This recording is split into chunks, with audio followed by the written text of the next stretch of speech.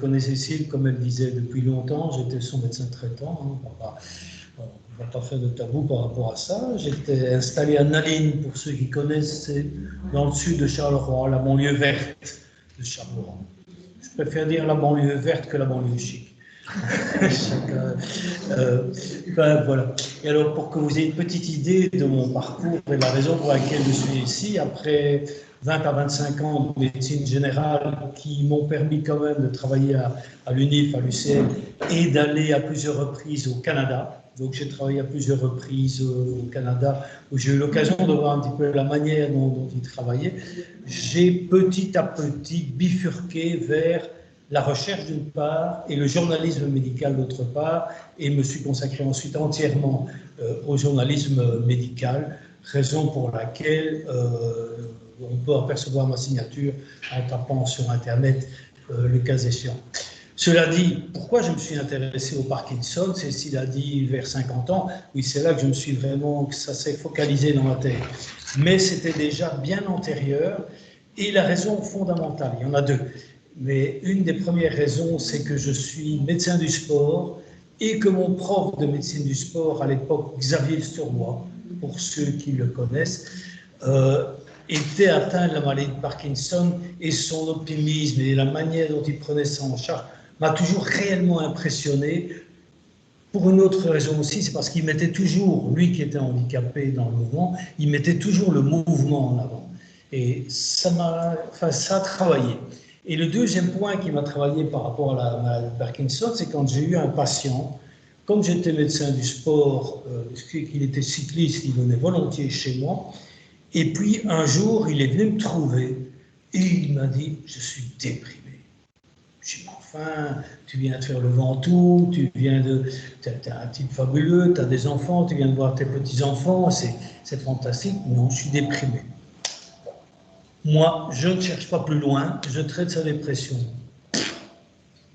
Bouge pas. Je commence à réfléchir, je ne trouve pas. Je lui parle de son vélo, et il me dit oui, et j'ai dû changer ma position sur le vélo, ma position sur la selle, parce que ma jambe droite ne fonctionne plus normalement. Je dis, enfin, qu'est-ce qui se passe? Je commence à faire des investigations, le dos, rien du tout. Et puis un petit peu après, il me dit oui, et à certains moments, je ne sais plus très bien ce que je fais. Je suis à la cuisine, je devais aller au salon, et je ne sais plus ce que j'allais y faire. Et puis à ce moment-là, je fais tilt. Troubles cognitifs, problèmes de mobilité, dépression, on y était, maladie de Parkinson. Et à partir du moment où on a pris en compte sa maladie de Parkinson et qu'on l'a soignée, et j'insiste ici, c'est la raison principale pour laquelle je suis ici, on l'a traité de manière globale. À partir de ce moment-là, ce monsieur a véritablement revécu. C'était un ami en plus, en fait, c'était absolument fabuleux. Ça, ce sont les deux points d'ancrage dans ma pratique qui font que la maladie de Parkinson est pour moi une des maladies dans laquelle je me suis senti le plus à l'aise, en tout cas dans les contacts que j'avais avec mes patients. Mais je suis généraliste d'abord, hein, et ça, je pense qu'il faut vraiment bien se mettre ça dans la tête. Donc, si vous me posez des questions très pointues, je ne suis pas tout à fait certain de pouvoir répondre de manière intelligente, hein, mais bon, j'ai quand même certaines mentions à ce propos-là, ce qui me fait penser que vous m'interrompez quand vous voulez. Mes patients m'interrompaient quand ils voulaient aussi, il n'y a pas de raison que vous ne fassiez pas la même chose. Voilà, donc ça c'est pour définir un petit peu le cadre dans lequel je suis arrivé dans la maladie de Parkinson. Jean-Émile van der Heyden, que vous connaissez probablement, neurologue à Charleroi, était un de mes grands amis. Un jour, on s'est dit, mais enfin, Parkinson, il y a des tas de bouquins sur le marché, et ça parle de la maladie, mais ça en parle de manière médicale. On va peut-être faire quelque chose d'autre, et essayer de prendre le Parkinson de nouveau dans sa globalité, et c'est de là que tout est parti. Voilà, globalement. Alors, pourquoi je dis que la maladie de Parkinson doit être prise dans sa globalité, et que donc toutes les thérapies complémentaires, et j'insiste sur le mot complémentaire, pas alternatif. Alternatif, ça veut dire faire un peu n'importe quoi, et puis donc, complémentaire, ça vient apporter un plus, et c'est prouvé dans la littérature. Donc toutes ces thérapies complémentaires ne peuvent faire que du bien. Alors pourquoi? Et là, je vais vous dessiner un grain de riz. C'est un grain de riz, hein. Il n'a pas la taille du grain de riz, mais représentez-vous la taille du grain de riz. Ce grain de riz est un des noyaux de la base du cerveau, là où la plupart des lésions neurologiques qui mènent au Parkinson se situent. Il y a un petit problème de... Oui, j'essaye de cadrer. Oui, je vais encore bouger après, là. Excusez-moi, tous ceux qui sont en distanciel, mais j'aime bien bouger, j'aime bien marcher. C'est très bien. Voilà, comme ça. Donc, représentez-vous le grain de riz, la taille du grain de riz, hein, et ce grain de riz est dans votre cerveau. Et dans ce grain de riz, il y a 3 parties, avec 3 nerfs ou structures nerveuses qui ont des fonctions différentes. Il y a une partie ici qui contrôle tout ce qui est moteur, partie motrice. Il y a une autre partie qui concerne tout ce qui est cognitif.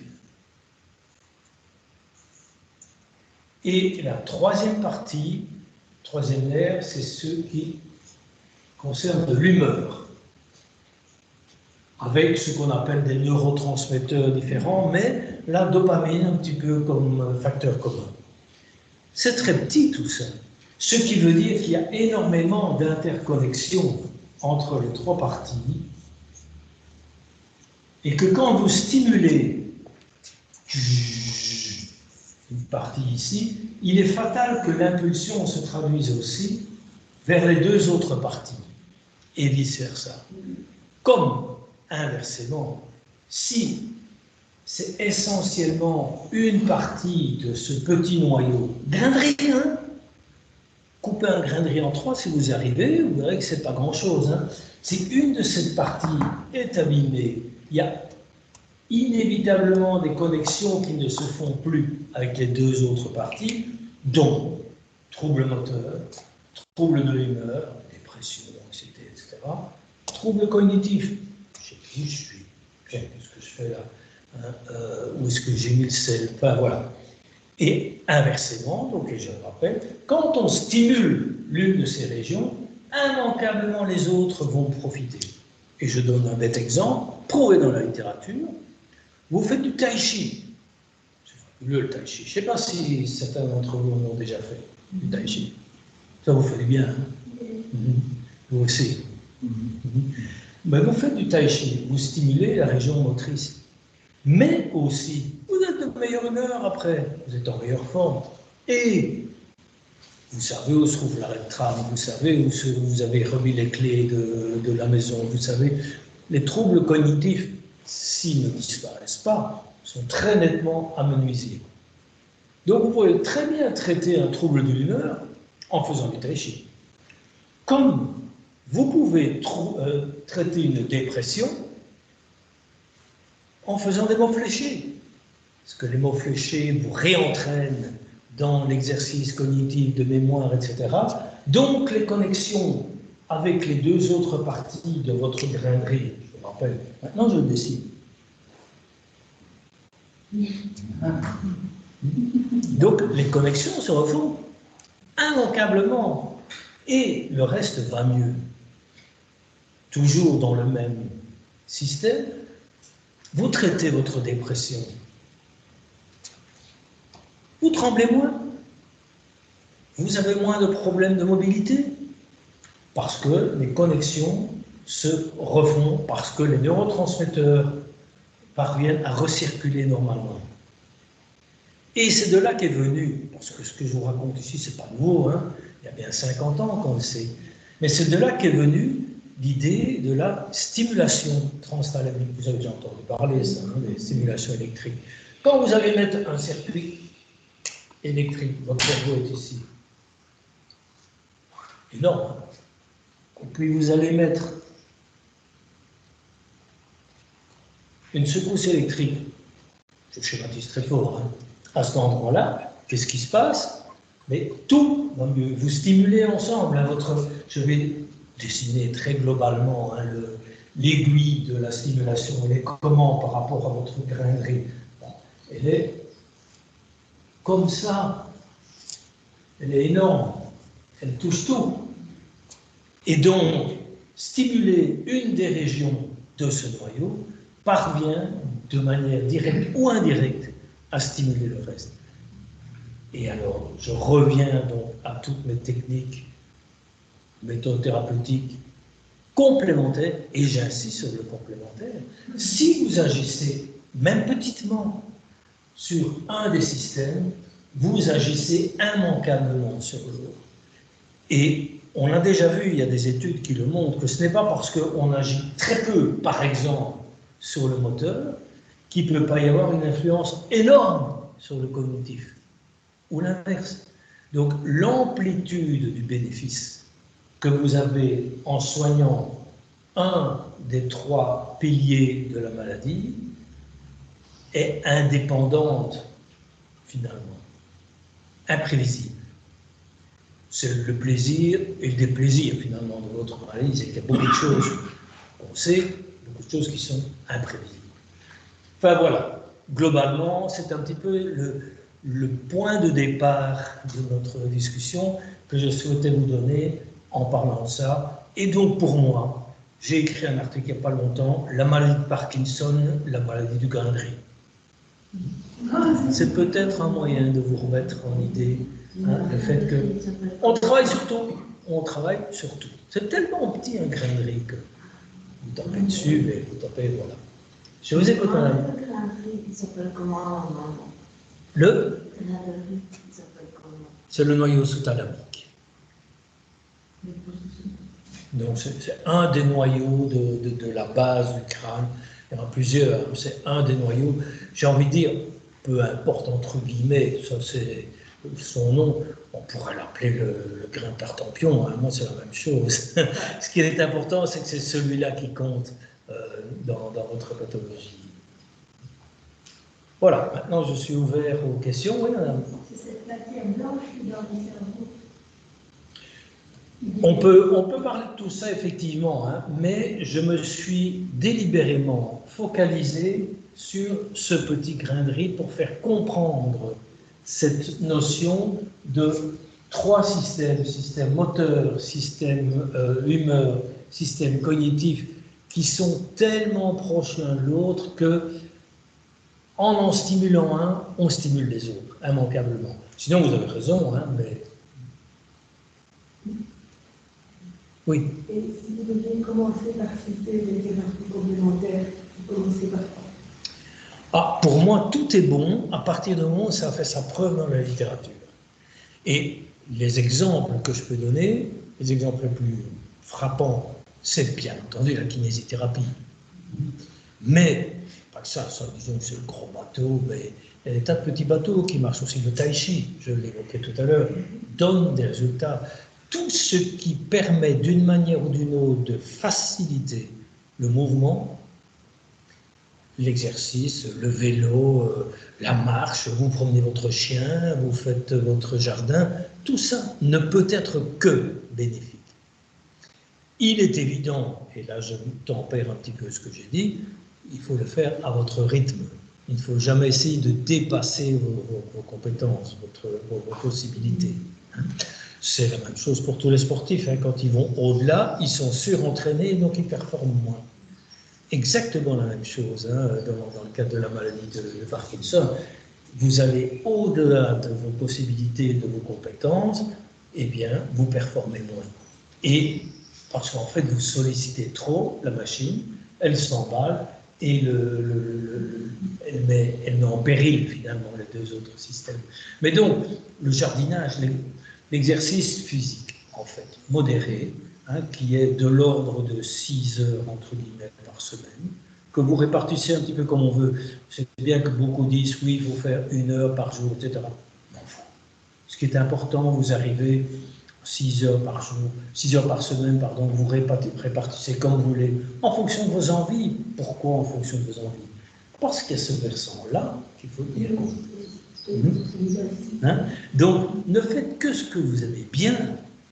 Moi, c'est ce que je fais pour le moment. Je suis pensionné depuis 5 ans. Je ne fais plus ce que je n'aime pas. C'est fini. Donc, je suis ici.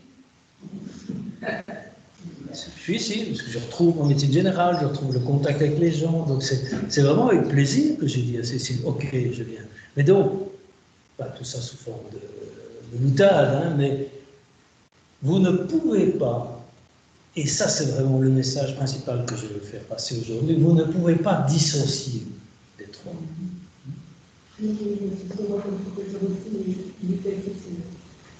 Oui, c'était quelqu'un de fabuleux. Vraiment, j'étais vraiment peiné, attristé quand il a disparu. Enfin, c'est ainsi. Je voulais dire quelque chose, et ça y est, c'est moi qui ai des problèmes cognitifs. C'est aussi une réflexion que je me faisais en vous entendant, quand on dit à quelqu'un me dit que j'ai des problèmes cognitifs, je réponds vraiment. Tout le monde a des problèmes cognitifs. Alors je me dis, est-ce que c'est une image différente ou est-ce que c'est une sensation? Je ne sais pas me dire si c'est dû à quelque chose.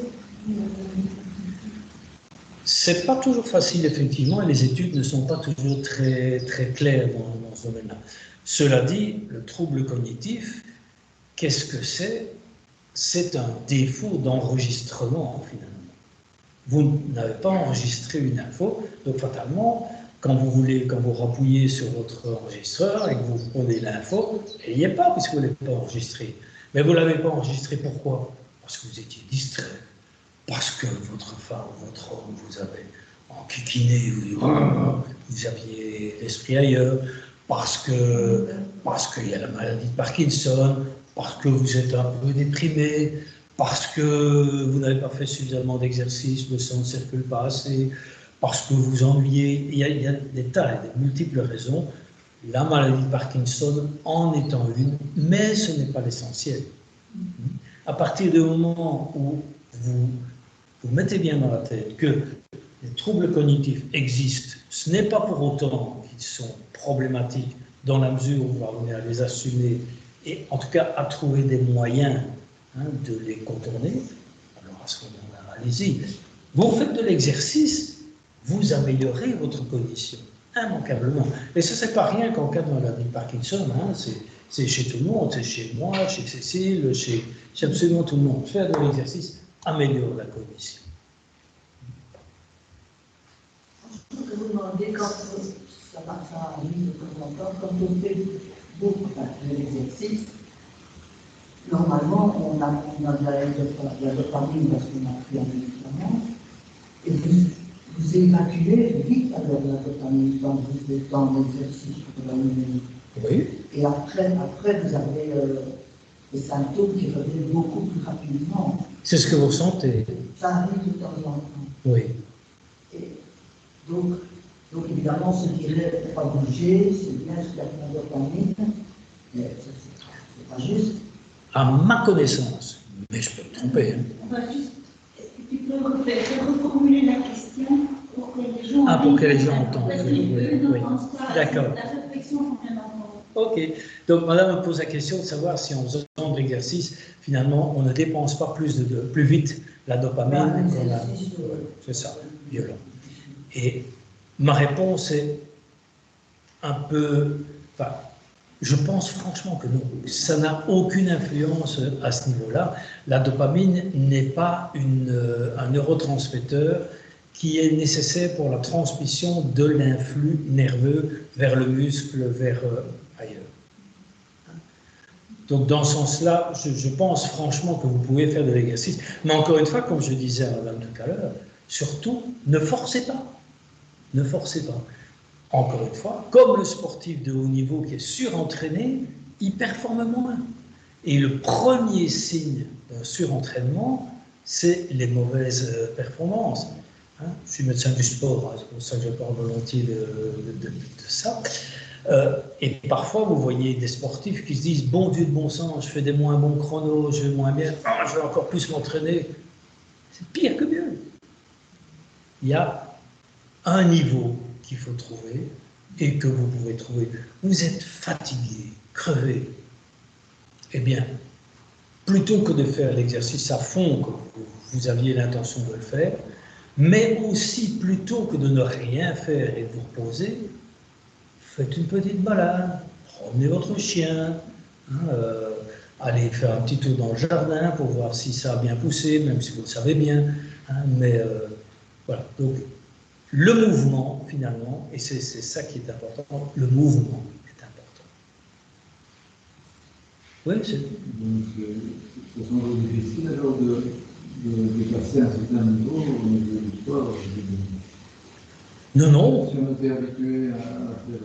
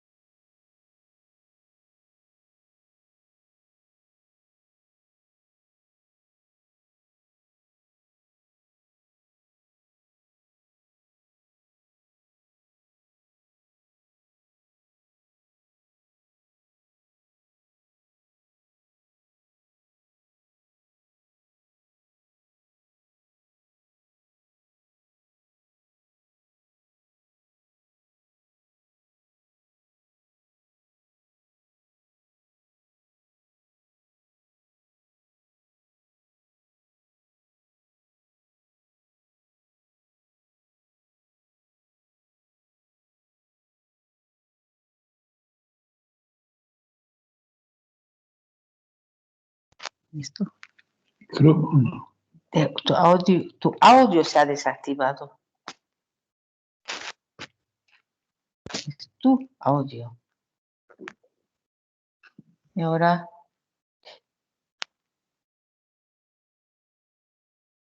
Acá.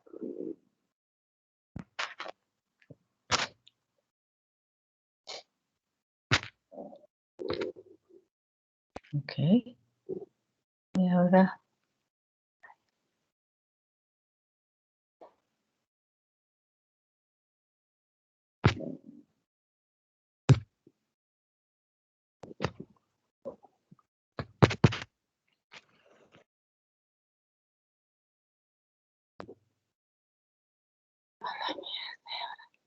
no. Le hacemos de nuevo. Ya, porque tu audio se ha desactivado, dice. ¿No? ¿Qué has hecho? Elimina esto de arriba.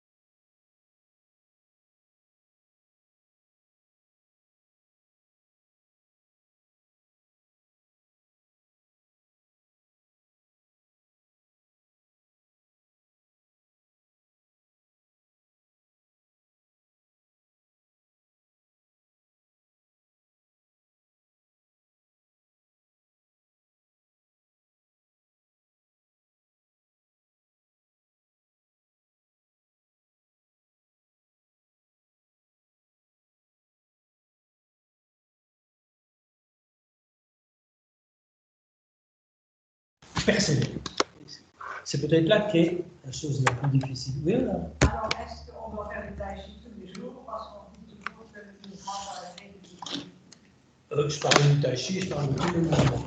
Pour répondre à votre question, ça peut être de la gym, ça peut être du volet, ça peut être du vélo, tout ce que vous aimez bien dans le monde du jardinage. Tous les jours, comme je le disais à madame tout à l'heure, la seule chose qui est réellement prouvée, c'est que vous devez faire 6 heures par semaine. Peu importe la manière dont vous répartissez ces 6 heures. C'est évident qu'il vaut mieux faire 1 heure tous les jours que 6 heures un jour et puis rien du tout après. Mais 6 heures un jour et rien du tout après, c'est mieux que rien du tout. Alors, pour répondre à votre question, est-ce qu'il faut en faire tous les jours? Il faut. Non, c'est mieux. Mais le même exercice, je veux dire. Pas nécessairement. Ce qui est important, c'est le mouvement. L'avantage de refaire le même exercice, et je reviens sur mon dessin précédent, l'avantage de faire le même exercice, c'est que vous retombez dans votre cognitif. Vous le connaissez, donc vous ne devez plus stimuler ça. Et vous pouvez mieux stimuler le mouvement, puisque vous ne devez plus stimuler le cognitif. Refaire l'exercice, c'est devoir se rappeler comment je fais, comment ça se passe, etc. Vous rappeler le mouvement. Le yoga, c'est la même chose. Le yoga est un autre type d'exercice qui a réellement prouvé son bénéfice dans le domaine de la maladie de Parkinson. Et pas uniquement. Pas uniquement. Pour certains, je peux dire, dans la maladie d'Alzheimer, le yoga a donné des résultats fabuleux. Dans toutes les maladies dégénératives, les post-AVC, pardon. Ouais. Voilà, le pilate, c'est de l'exercice. Donc oui, faites-le, le pilate. Mais attention, n'allez pas au-delà de vos possibilités. Si vous sentez de la fatigue, comme je l'expliquais tout à l'heure, vous êtes comme le sportif surentraîné et donc vous performez moins. Vos muscles, votre système musculo-squelettique, à un certain moment dit stop. Et vous le forcez à aller au-delà. C'est comme si vous aviez une marmite sur le feu, elle bout, vous mettez une casserole, et plus vous la mettez, plus vous poussez dessus pour que ça ne s'évade pas, et puis à un certain moment, vous n'y arrivez plus, pouf, ça explose. Donc c'est un petit peu ça. L'exercice, c'est bien, c'est fabuleux, mais n'allez jamais au-delà de vos possibilités. Je ne sais pas de dépasser un tout petit peu. Ça veut dire quoi un tout petit peu? C'est ça la question. De progresser, en fait. Ouais. Le même toujours à 15 minutes, quoi. Oui. Bon, c'est pas mieux de demander un peu la dose, le temps de passer, quoi. Mieux oui, mieux non. Vous pouvez essayer 15 minutes 30. Et si tout va bien, vous faites régulièrement 15 minutes 30. Et puis après, vous essayez 16 minutes. Et si tout va bien, vous continuez 16 minutes. Mais il ne faut pas vouloir sauter les étapes trop rapidement. C'est ça que je dis. Allez-y vraiment à petits pas. À petits pas. Mais c'est dans ce sens-là que je tiquais personnellement un petit peu par rapport au mot se dépasser. Se dépasser, dans ma tête à moi, c'est aller au-delà de ces possibilités. Tandis que, ici, voilà, si après les 15 minutes, vous vous sentez bien, vous pouvez vous dire, eh bien, je fais 30 secondes en plus, ou je fais 1 minute en plus, mais pas je fais le double. Je pose une question. Quelle est la maladie, les maladies qui sont généralement associées de comorbidité avec Parkinson? Ce sont les maladies de monsieur tout le monde, hein, mais bon, mais surtout les maladies d'ordre psychiatrique, dépression, anxiété, la CK. Et encore,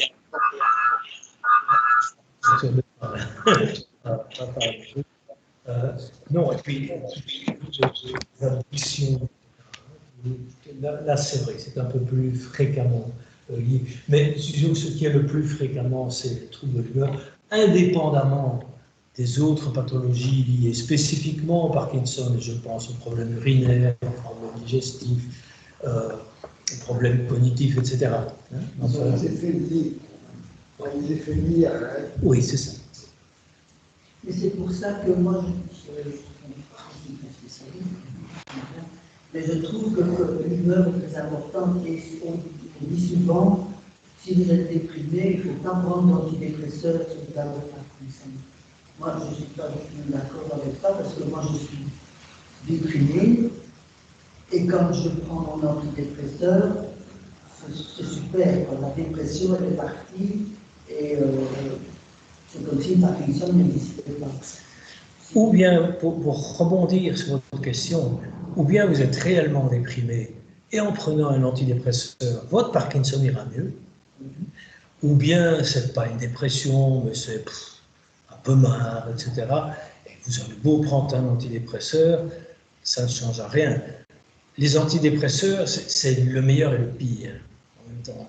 C'est le meilleur quand vous avez effectivement une dépression. Et là, on ne peut pas s'en passer. Il y a une question de durée aussi, de temps, mais c'est aussi le pire quand vous n'avez pas de dépression. Et Dieu sait si beaucoup d'autorités de santé tapent sur le dos des Wallons et des Français qui sont des hyper consommateurs. Et bon, par ricochet, ce sont les médecins généralistes, comptables, qui sont des hyper consommateurs de tranquillisants, d'antidépresseurs, etc. L'antidépresseur, il faut le prendre quand c'est nécessaire. Et c'est vrai qu'on a certains moyens en tant que médecin pour affirmer avec un certain degré de certitude qu'il y a dépression ou pas.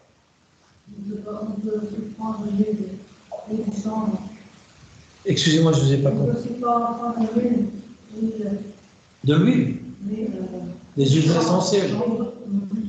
L'huile de chanvre, le cannabis. Ça n'a pas été prouvé. Ça n'a pas été prouvé dans la maladie de Parkinson. Hein. Le cannabidiol qui se trouve dans l'huile de chanvre, il y a beaucoup de choses à dire. Hein. À la limite, ça peut durer 1 heure. Hein. Mais le cannabidiol, ça agit sur les problèmes de douleur et les problèmes de crampes.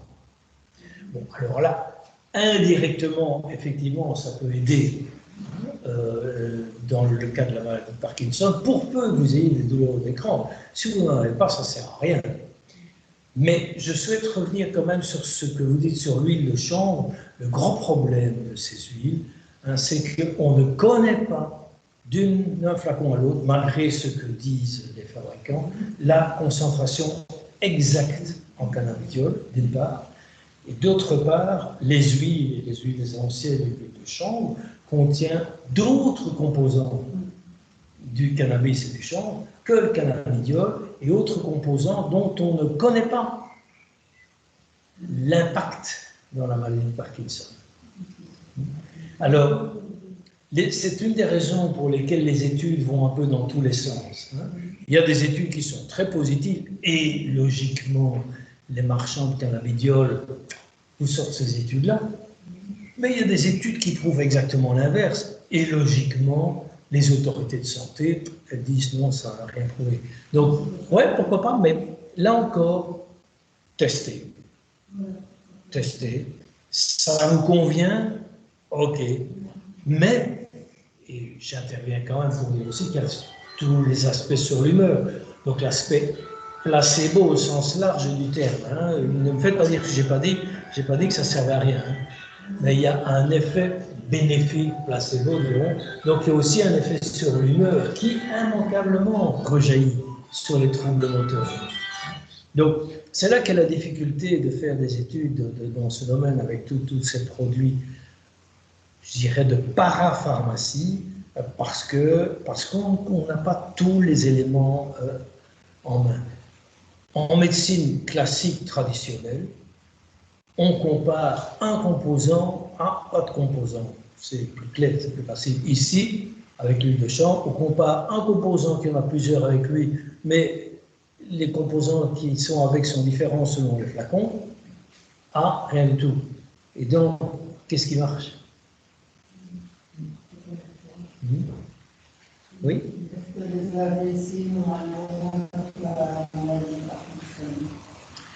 J'ai envie de répondre oui et non. Quelle était la question? Ah oui. La question est, ici de savoir s'il y a un lien entre les AVC et la maladie de Parkinson. Et la réponse est oui et non en même temps. Il est effectif que les personnes qui souffrent de la maladie de Parkinson font plus souvent que dans la population générale des AVC. Est-ce que c'est lié? On ne sait pas. Parce que l'AVC, c'est peut-être pourquoi? Parce qu'on mange différemment. Bon, on ne sait pas où je veux dire qu'il y a parfois des troubles du goût qui font qu'on privilégie peut-être les frites ou des aliments qui ne sont pas idéaux. C'est peut-être aussi parce qu'on fait moins de mouvement. Donc, on sait que le mouvement est l'un des meilleurs moyens de prévenir les AVC. C'est peut-être aussi parce qu'il y a des problèmes de tension, de pression artérielle. Alors, oui, il y a plus d'AVC chez les personnes qui souffrent de maladie de Parkinson. Non, on ne sait pas si c'est directement lié à la maladie. Et si vous avez peur ou si vous avez fait un AVC, pour moi, l'attitude, elle est simple. Prenez l'habitude de bouger. Je reviens à ça. Pour l'AVC aussi, le mouvement est un des meilleurs moyens de... Donc, si je comprends bien, si moi, par exemple, je connaissais le pas, je ne pas voir c'est le cas de la marque, du vélo, de l'escalade, est-ce que ça va diminuer la progression? Ça diminue la pente. Oui. C'est très individuel, votre question. Cette pente, elle dépend de plusieurs choses. Elle dépend d'abord de votre âge. Si vous avez 30 ans, votre pente naturelle, elle est comme ça. Si vous avez 80 ans, elle est comme ça. Ça dépend d'abord de ça. Ça dépend aussi du stade de votre maladie de Parkinson. Si du stade et du type. Madame l'a tout à l'heure évoqué une pathologie associée. Il est évident que les pentes sont différentes en fonction du stade que vous avez. Posez la question au neurologue. Ça dépend des médicaments que vous prenez, etc. Donc des symptômes. Et alors, ça dépend aussi des symptômes associés. Ça dépend également des médicaments que vous prenez. Donc ça dépend de plusieurs choses. Et alors, et j'aurais peut-être dû mettre ça en 1, donc je vais mettre 1 comme ça. Ça dépend de vos antécédents. Et quand je dis antécédents, c'est les antécédents sportifs, de mouvement. Vous avez l'habitude, depuis que vous êtes haut comme 3 pommes, de faire de l'exercice, votre pente sera moins importante. Par contre, vous regardez la télé tous les jours pendant 3 heures depuis que vous avez 3 ans, et puis après vous êtes sur votre pente, elle sera plus rapide parce que votre capital de départ, et c'est ça qu'il faut bien se mettre dans la tête, votre capital de départ est très différent. Donc la pente dépend du capital de départ. Et alors encore une fois, je rappelle ce que je disais tout à l'heure, parce qu'il y a un mot qui me paraît important. Il y a une pente chez tout le monde. Mais elle est peut-être plus importante dans le cas de la maladie de Parkinson que dans d'autres cas, en tout cas à partir d'un certain stade. Et l'exercice, ou tout ce que je vous ai décrit jusqu'à présent dans le travail sur le droit, ne vous fait pas remonter. Ça permet simplement de ralentir. Mais quand je dis simplement, ce n'est pas le bon mot, c'est heureusement. Ça permet de ralentir. Et je me répète, vous arrêtez, vous rattrapez votre rythme précédent. Il ne faut pas croire que si vous arrêtez, vous reprenez une courbe parallèle à la précédente. Non, vous retombez très rapidement au stade antérieur. Et pas en dessous. Non, ça, ce sont vos gènes, c'est votre histoire globale, c'est tout ça qui joue, hein, pas en dessous. Ce serait dommage, alors. Hein. Ce serait dommage, parce que alors on se dirait, oh là là, je suis pas sûr que je vais continuer, donc je ne fais pas. À propos des gènes, est-ce qu'il y a des composants génétiques de la maladie de Oui. Parkinson? Il y a des maladies de Parkinson héréditaires, il y a des maladies non héréditaires, et alors il y a tout ce qu'on appelle l'épigénétique. Je ne sais pas si vous avez une notion de ce qu'est l'épigénétique. En fait, ça c'est votre cellule. Là-dedans, il y a le noyau avec vos chromosomes. Hein. Tout ce qui fait que vous avez des yeux clairs, des cheveux blancs, des cheveux blonds, des grandes jambes, des petites jambes, des poils, pas de poils, etc. Et alors, à côté de ça, il y a dans la cellule tout du matériel qui peut être influencé par l'environnement. De manière très schématique, mais ne vous attachez pas fondamentalement à ce chiffre. Votre génétique, c'est 99% de ce que vous êtes, et tout ce qui est autour, acquis, ou sous l'influence de l'environnement, la pollution, ce que vous mangez, le sport, l'exercice, etc., c'est 1%. Mais ça ne veut pas dire que parce qu'il n'y a que 1%, que ça ne peut pas influencer très fort le génétique. Donc, pour ça, je vous dis de ne pas vous attacher aux chiffres. Il y a évidemment très peu de contenu génétique, au sens large du terme, en dehors de votre matériel génétique propre, votre ADN, mais il peut être grandement, comment dire, influencé par l'environnement. J'aimerais savoir quelles sont les différences des médicaments. Pourquoi il y a plusieurs médicaments? Parce que la maladie de Parkinson, ce n'est pas que un manque de dopamine, c'est essentiellement un manque de dopamine, et aussi parce qu'il y a des symptômes et des phénomènes associés. Et donc, en fonction de l'importance de votre maladie, de l'importance du déficit en dopamine, qu'on peut déterminer notamment par le DAT-scan ou par d'autres, en fonction de ça, d'une part, en fonction de vos symptômes associés et en fonction de la manière dont vous tolérez les traitements, il y a des voies indirectes. On peut vous donner de la dopamine, mais on peut vous donner aussi ce qu'on appelle un agoniste dopaminergique. Et c'est quoi ça? C'est un médicament, hein, c'est comme le meilleur exemple que je puisse donner, un agoniste de la dopamine, hein, c'est la ventouse que vous prenez pour vider votre évier. Eh bien, c'est ça, votre agoniste force un peu la machine. Mais le jour, il n'y a plus rien, donc on va beau forcer la machine. Mais donc, il y a plusieurs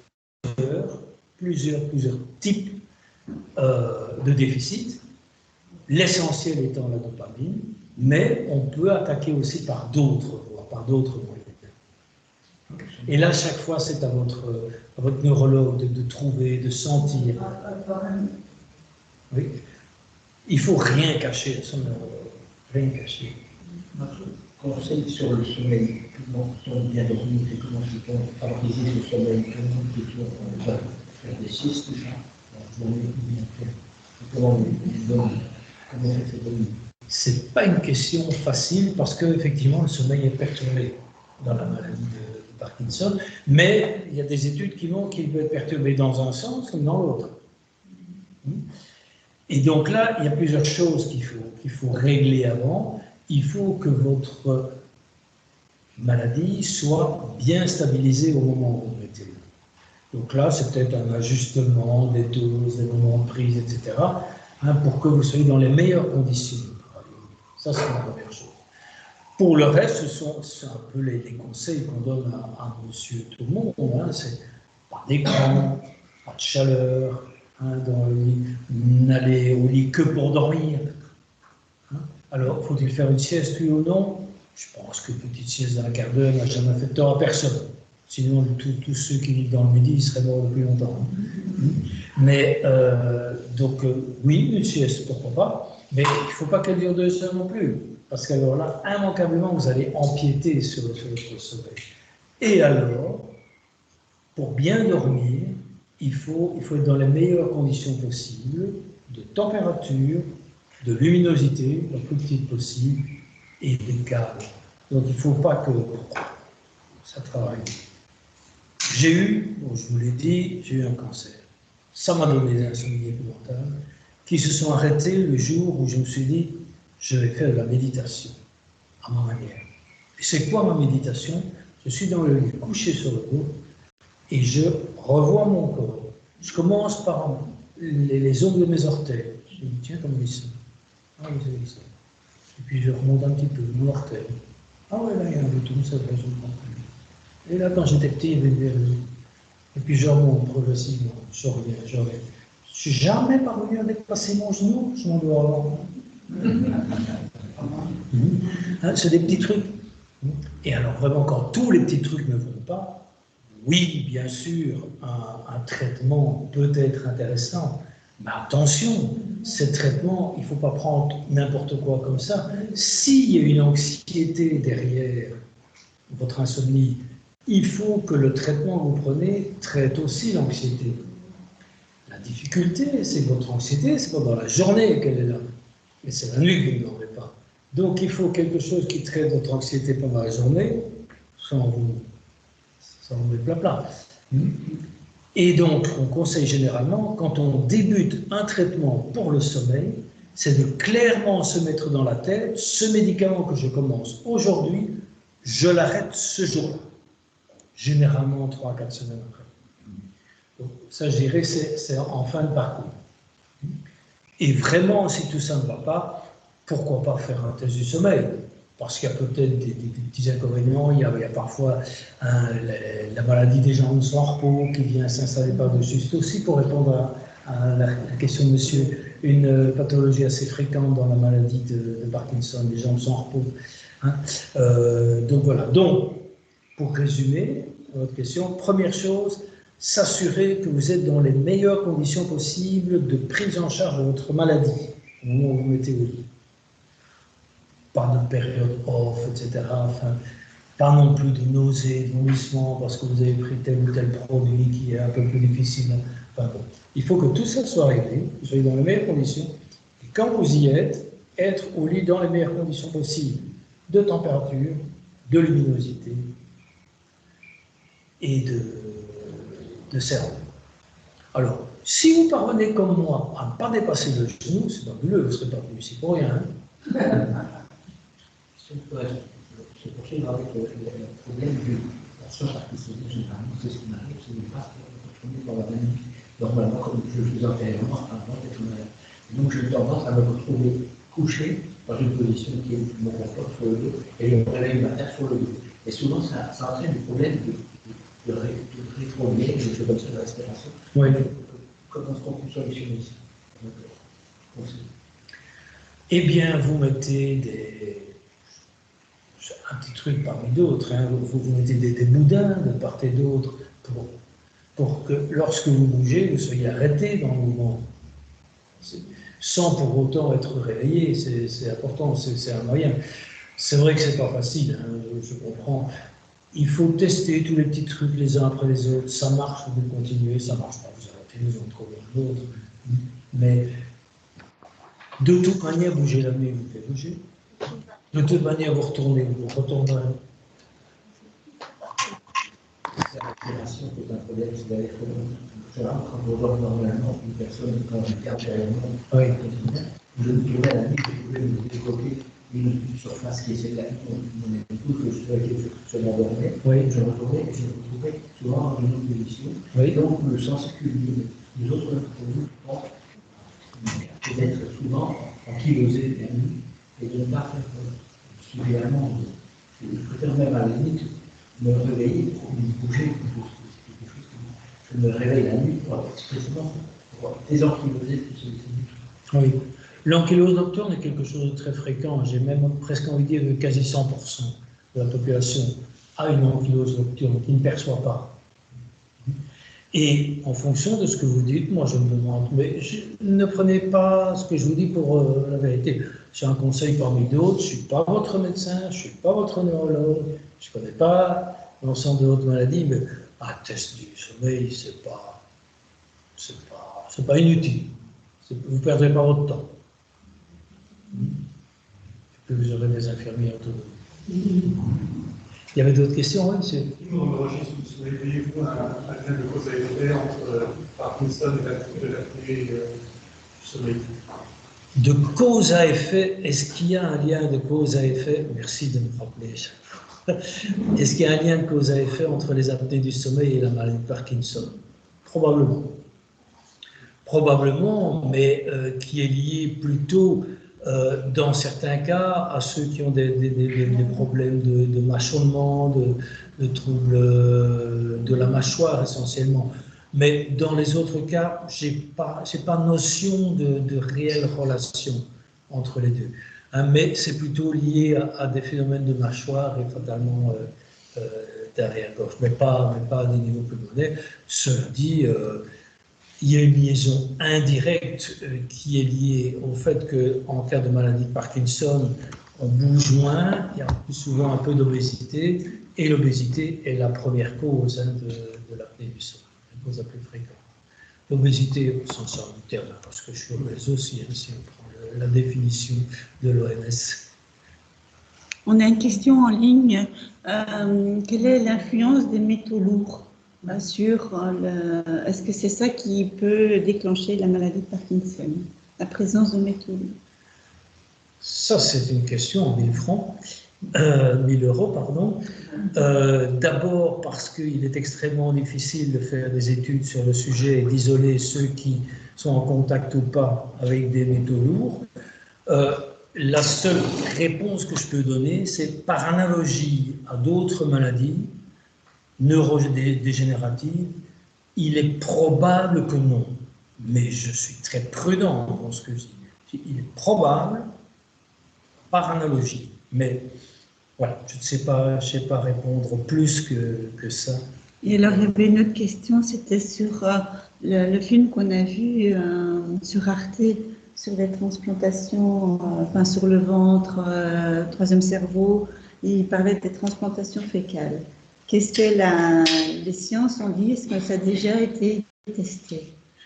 Dans la maladie de la Parkinson, oui. Et ça marche? Maintenant, est-ce que ça marche pas? Le gros problème, en fait, de la transplantation fécale n'est pas la transplantation en elle-même. Le gros problème de la transplantation fécale, c'est quelles sont les bactéries qu'on doit mettre pour faire en sorte que l'intestin ait ce qu'il faut. Mais on ne sait pas ce que l'intestin doit avoir. Si, on sait de manière globale, on sait que dans la population générale, paf, on a tel type de bactéries, hein, en quantité et en proportion différentes. Mais chez l'obèse, c'est différent. Alors, est-ce que c'est l'obésité qui fait en sorte que les bactéries qu'on a sont différentes, ou est-ce que c'est parce qu'on a des bactéries différentes qu'on est obèse? Je ne sais pas.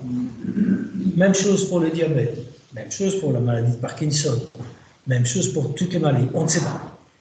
D'une part, et donc, par ricochet, on ne sait pas quel est le bon traitement à donner.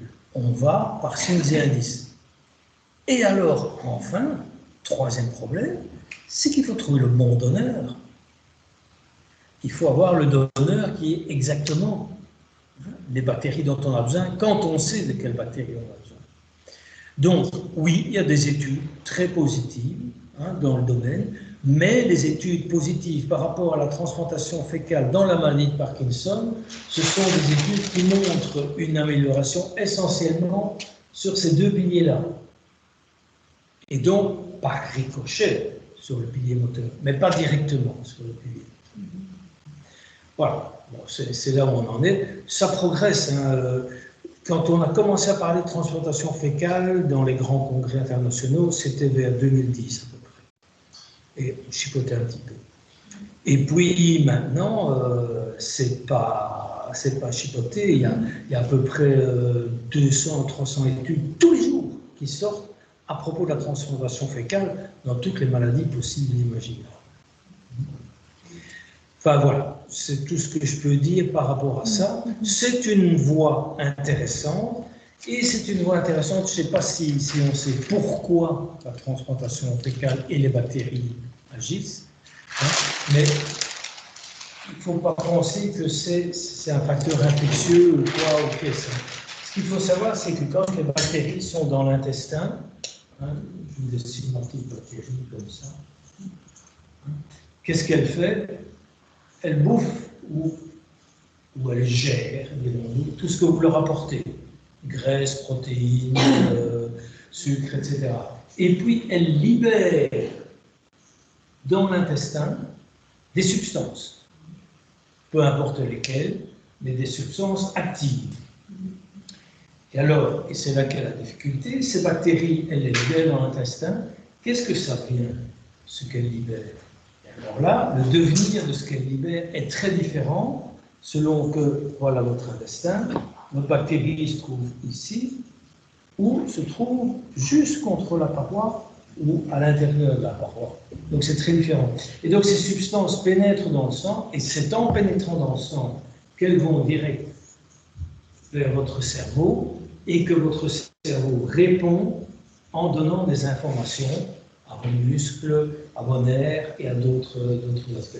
Donc voilà d'où vient le principe de la transplantation fécale. Alors vous imaginez bien qu'à partir de ce principe-là, tout ou son contraire sont possibles. Et donc, les premières études, il y a eu des premières études extrêmement intéressantes sur le rat, sur la souris, qui montrent quand même que, il y a quelque chose là-bas. Chez l'homme, difficile à apprécier, mais ça semble positif. On n'est pas des souris. Enfin, certaines fois, excusez-moi. Maintenant, en France, par exemple, la maladie de Parkinson, il y a une forme de... Attendez, excusez-moi, parce que je suis un peu souple. En France, la maladie de Parkinson est reconnue comme la maladie professionnelle. Il y a, donc la question c'est de savoir si la maladie de Parkinson a une origine professionnelle, c'est un petit peu ça? Dans certains cas.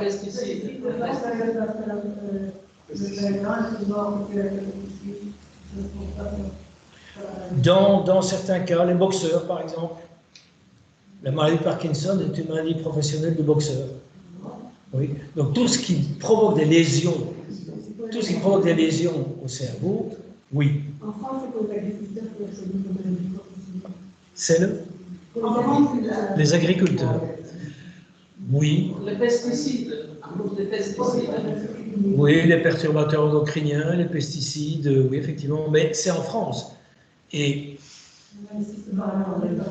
oui, personnellement, je ne mets pas, pourtant je suis français d'origine, je ne mets pas la France au top des références.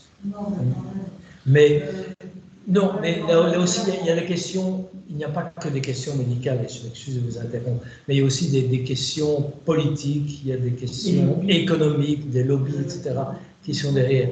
Alors, à partir du moment où une décision est prise, est-ce que cette décision est purement médicale ou est-ce qu'il y a d'autres choses qui ont joué derrière? C'est difficile à dire. Si c'était prouvé sur le plan médical, ce serait adopté partout. Ce sera adopté partout.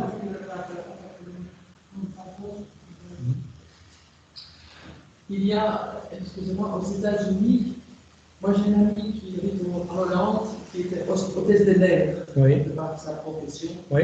Elle a eu la maladie de Parkinson et pendant toute sa carrière d'hôtesse de l'air, elle a dû mettre, quand elle arrivait dans un nouveau pays, il fallait nettoyer la cabine. Et elle a dû utiliser pour ça des sprays style pesticides, souvent sans masque en fait. Et aux États-Unis, il y a plusieurs patients parkinsoniens qui ont attaqué en justice les compagnies aériennes à cause de ces pesticides qui auraient pu, qui a peut-être été à la base de la maladie de Parkinson, ainsi que chez les paysans, puisque c'est vraiment un métier qu'on voit souvent chez les paysans qui utilisent beaucoup de pesticides. Donc, oui, mais, oui, mais vous dites peut-être. Et heureusement, malheureusement, les études qui sont faites disent peut-être, on ne sait pas. Mais je ne conteste pas ce que vous dites, hein, je vous parle simplement des études médicales dont disposent les scientifiques. Et ces études disent, on ne sait pas. C'est une hypothèse intéressante, mais on ne l'a pas prouvée. Parce que ça pourrait, par exemple, aussi expliquer pourquoi le Parkinson monte très fortement. Parce que nous mangeons de la nourriture dans laquelle se trouve trop de pesticides. Il y a d'autres théories par rapport à la nourriture. Ce n'est pas que les pesticides, c'est aussi le gras, les corps gras. Les corps gras pénètrent le cerveau. Et c'est un petit peu pour ça, et je reviens à la transplantation fécale, hein, c'est que les substances qui sont libérées permettent de digérer finalement ces corps gras. Ça peut être une des raisons pour lesquelles.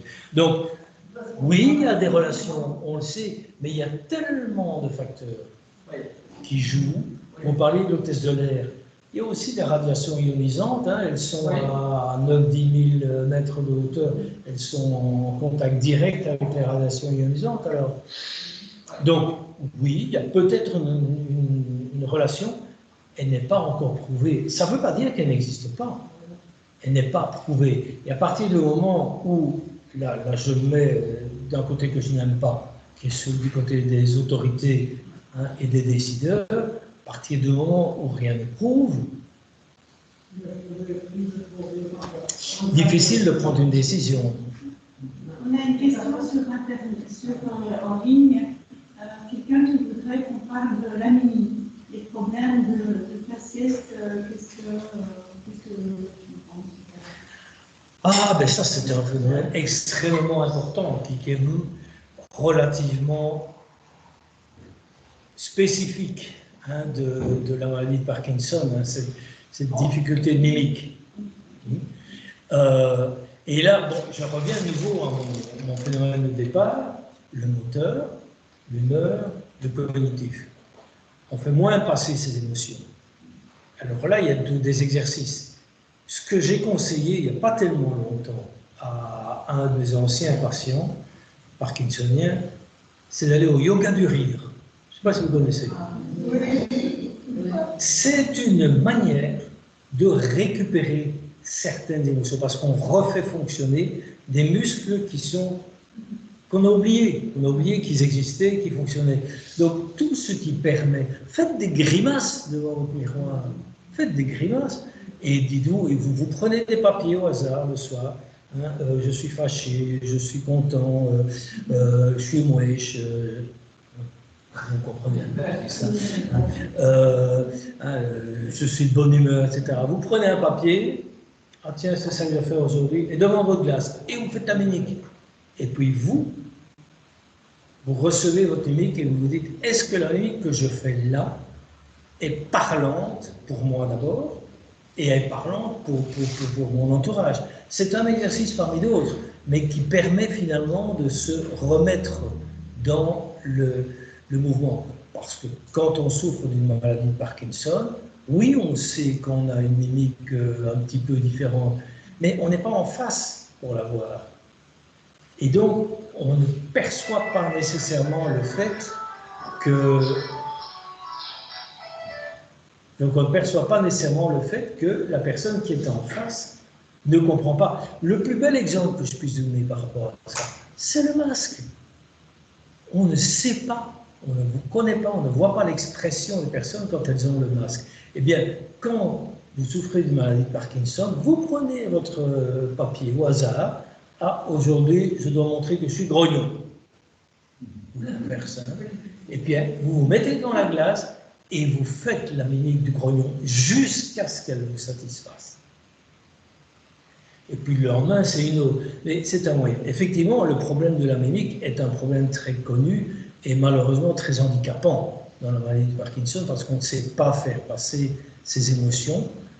Mais ça va de pair aussi avec les troubles de l'humeur. C'est qu'on ne sait pas percevoir, ou en tout cas on perçoit moins bien les émotions des autres. Simplement parce qu'il y a des troubles cognitifs et des troubles de l'humeur. Et là, encore une fois, je vais vous dire, vous avez des mauvaises mimiques, eh bien, faites des mots fléchés. C'est un peu con ce que je dis. Non, le petit grain de rire.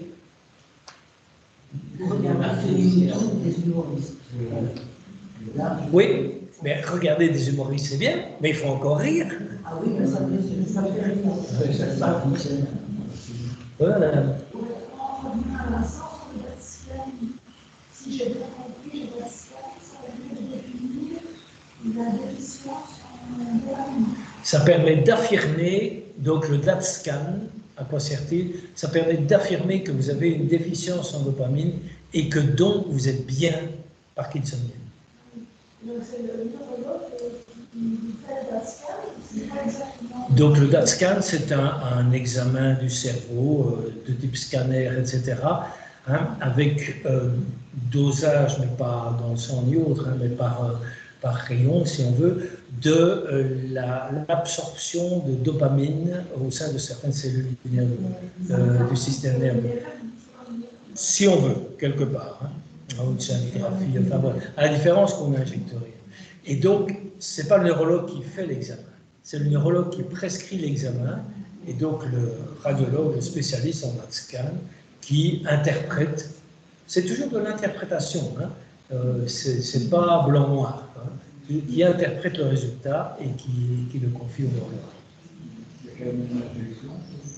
Il y a une petite injection, effectivement, pour répondre à la question de monsieur, mais ce n'est pas quelque chose de traumatisant, c'est ce que je voulais dire. Oui, voilà. Oui. Je me posais la question, on a fait une IRM pour le diagnostic, on n'a pas fait le DAT-scan, donc c'est pas après le DAT-scan. Non, donc le DAT-scan, ce n'est pas l'IRM. Le DAT-scan, c'est un examen d'imagerie qui permet de savoir l'imagerie qu'on appelle l'imagerie fonctionnelle. Donc, c'est un peu différent des autres imageries, le scanner, la radiographie, l'IRM, etc. Ça, ce sont des IRM structurels, ça montre une structure. Le DAT-scan, c'est une imagerie fonctionnelle, ça indique de quelle manière fonctionne un organe. Et donc, il permet de savoir que votre organe, le cerveau en l'occurrence, travaille mal avec la dopamine. Donc, c'est la fonction de votre cerveau qu'il examine. Une question, en dehors des médicaments, le fait de faire des exercices, il y a une alimentation aussi, qui vont pour améliorer là, il y a pas mal d'études. Donc, la question qui est posée, c'est de savoir s'il y a une alimentation particulière. Oui. Il y a beaucoup d'études qui sont faites dans le domaine. Jusqu'à présent, on n'a qu'une seule certitude, c'est que les corps gras sont délétères. Ben, vous allez dire, c'est pour beaucoup de maladies, mais en particulier dans la maladie de Parkinson. Ce qui ne veut pas dire que vous ne devez pas prendre des corps gras. Ce qu'il faut savoir, que la membrane cellulaire, c'est quoi? C'est de la graisse. Donc, vous devez absorber des graisses, mais pas de manière importante. Donc, limitez votre apport en graisse. Et alors, l'autre chose aussi qui a été démontrée dans la maladie de Parkinson, c'est qu'il faut quand même éviter la fonte musculaire. Et donc, cette fonte musculaire, absorber des protéines en suffisance, pas trop de nouveau, sinon vous bousillez votre rein, et des oligoéléments, calcium, magnésium, phosphore, etc. Donc, voilà. Maintenant, vous parlez d'un aliment en particulier, c'est difficile, parce que faire des études à ce propos-là, c'était quasi impossible. Mais ce qu'on sait quand même, c'est que tous les verts sont assez positifs, hein, les fruits également, effectivement, la viande un peu moins, et bon, tout ce qui est gras, beaucoup.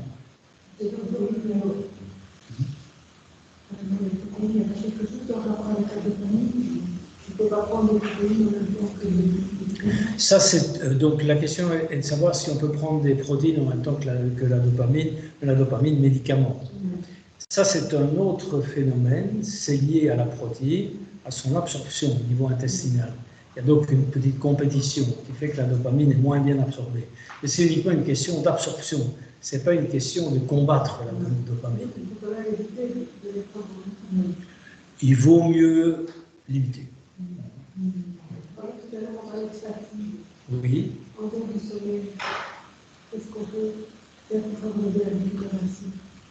Pour favoriser la récupération, c'est d'abord donc la question qui m'est posée, c'est de savoir, en dehors du sommeil, ce qu'on peut faire pour favoriser la récupération. C'est d'abord de bien se connaître, de savoir quand il faut récupérer. Parce que parfois on est fatigué pour des tas de raisons, et la raison elle peut être, comme je reviens toujours à mon calendrier, mais ça peut être l'humeur qui fait que vous êtes fatigué. C'est pas nécessairement moteur, ça peut être cognitif, hein. Vous avez trop réfléchi pendant la journée, vous avez trop entendu parler du Covid, et donc on récupère moins vite aussi. Donc bien vous connaître, savoir à quel moment la récupération doit être prise. Et cette récupération, ce n'est pas nécessairement le repos. La récupération, c'est mettre votre corps en période de récupération. Donc pour ceux qui marchent facilement sans trop de problème, c'est relax, relax. Récupérer ne veut pas dire s'asseoir et ne rien faire. C'est aussi se vider le cerveau. C'est aussi écouter une musique agréable, regarder un film sympa, n'importe, mais c'est agir sur l'ensemble. Je ne sais pas si j'ai répondu à votre question. Oui, c'est vrai que c'est va te reposer, c'est une expression un peu bateau. Hein, mais c'est plutôt va te relaxer qu'il faudrait dire. Je propose de boire un verre d'eau. Oui, ça me fait 1h30 plus tard. Déjà Le chapeau. On parle des questions comme ça. Et ça me permet de poser la question suivante qui vient d'Internet. En fait, on s'interroge sur les causes de la maladie de Parkinson, parce qu'on a avancé un petit peu, on a parlé de ici, on parle des cours, etc. Et ici, la question est, suite à, est-ce que une opération quelconque, style médicale, etc., peut développer une maladie de Parkinson latente. Comment est-ce qu'on sait faire des liens entre des événements et une maladie de Parkinson qui se déclare? Je reviens à mon grain de riz. L'opération, c'est quoi? On s'est arrêté de bouger. Hein, on est un peu déprimé parce que c'est pas toujours gai d'être opéré. On a été un peu dans les vapes, il y a toutes les séquelles de l'anesthésie, etc. Donc, une chirurgie, quelle qu'elle soit, une intervention chirurgicale, ne provoque pas la maladie de Parkinson. Mais elle accélère, dans certains cas, pas chez monsieur tout le monde ou madame tout le monde, hein, accélère ou favorise le développement d'une maladie de Parkinson qui passait inaperçue. Donc, je ne dis pas qui déclenche une maladie. Donc, c'est une maladie de Parkinson qui passait inaperçue. Et passait inaperçue, pourquoi? Parce que les problèmes cognitifs étaient mineurs et on ne s'en préoccupait pas. Parce que les troubles d'humeur étaient mineurs et on ne s'en préoccupait pas. Bien que, très fréquemment, le faciès inexpressif est un des symptômes qui doit attirer l'attention. Ou parce qu'on est plus vite fatigué en vélo, on s'est dit oh, c'est parce que j'ai guindaillé ou parce que j'ai regardé le foot trop tard le soir ou n'importe. Donc on ne faisait pas attention aux symptômes. Et c'est là qu'est la difficulté. Mais c'est l'anesthésie qui provoque ça. Non, c'est le fait de s'arrêter. On récupère ça, parce que moi j'ai une grosse chirurgie et après ça je ne savais plus d'être en mer. Après, il y a des différents dans tout. Oui. Et moi, je pratiquais les efforts. Oui. Et après, ça donne un nom. Et c'est à vous que je pose la question. Oui, mais j'ai l'impression que ça revient un autre même. Oui, ça. Ça Ça laisse laisse des séquelles chez les personnes qui ne font pas ce qu'il faut pour qu'il n'y en ait pas. Et donc, je reviens à mon leitmotiv, bougez, changez-vous les idées, faites du cognitif, etc. Tout ça, ça me paraît vraiment important. Et encore une fois, je me répète, c'était mon leitmotiv dès le départ, on est dans le global. La maladie de Parkinson est une maladie qui se manifeste essentiellement, vous le savez, je dois le dire évidemment, par des troubles moteurs, mais il ne faut pas se focaliser là-dessus. C'est vraiment, c'est l'ensemble qu'il faut prendre en compte, qu'il faut prendre en charge.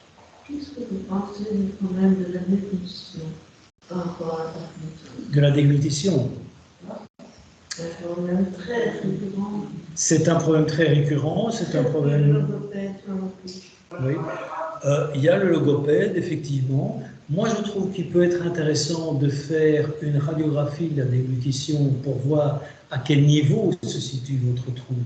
Parce que les choses sont tout à fait différentes selon que le niveau de dysphagie, on emploie le terme médical pour ça, se situe au niveau du pharynx, de la glotte et tout ça, ça qui ne fonctionne pas bien, mais ça peut se situer au niveau de l'œsophage ou de la jonction entre l'œsophage et l'estomac.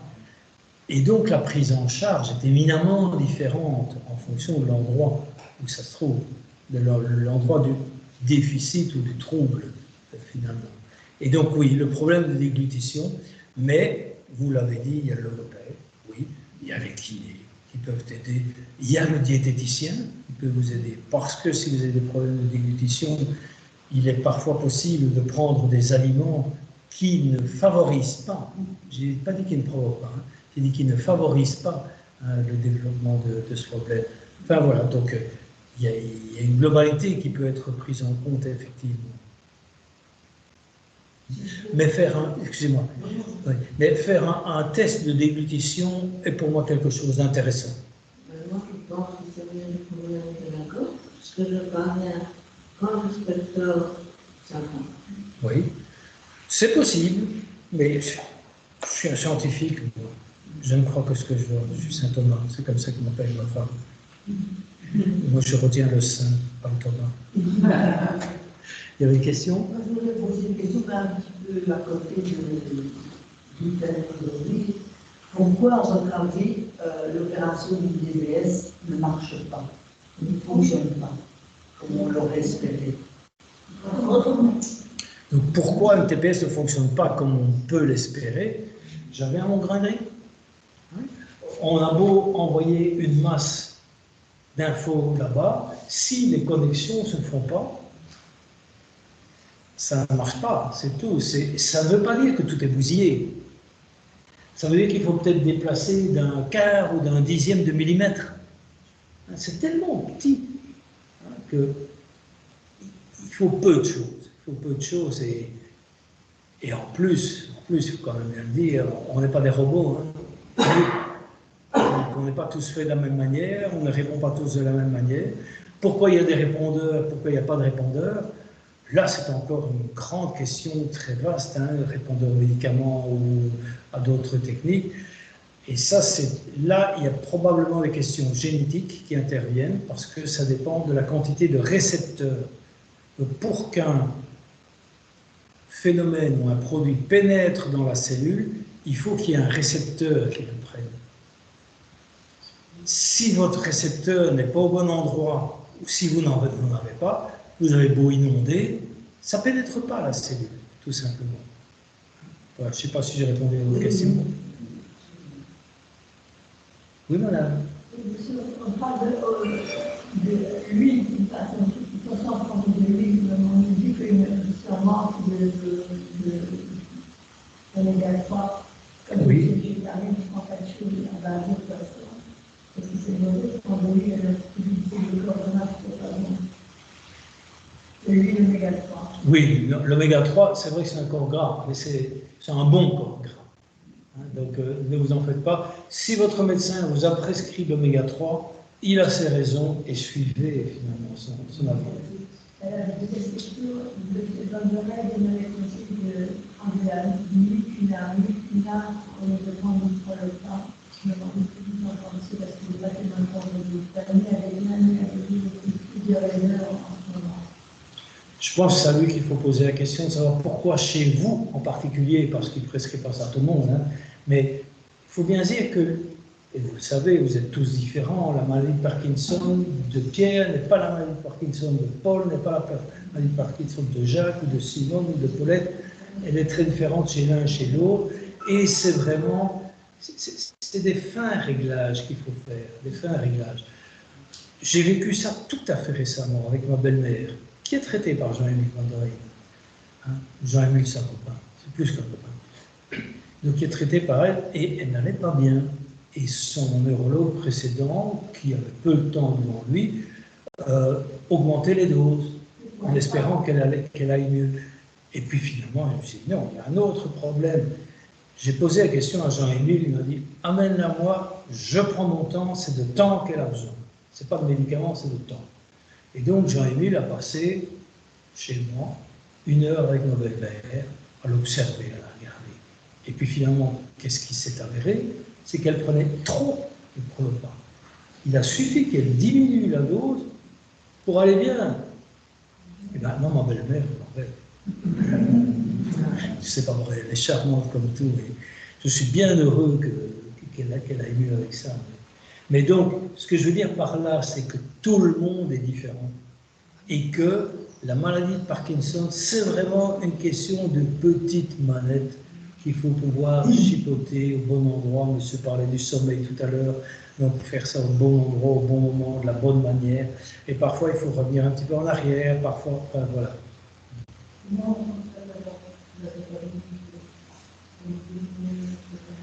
Mais comment on constate comment la dopamine fonctionne ou pas? C'est d'abord par l'interrogatoire, donc le médecin vous posera des questions, par l'observation, et c'est ça que j'attirais votre attention sur le fait que Jean-Émile est passé chez moi pendant 1 heure, il a regardé ma belle-mère, il a regardé, il n'a pas posé de questions, il a regardé.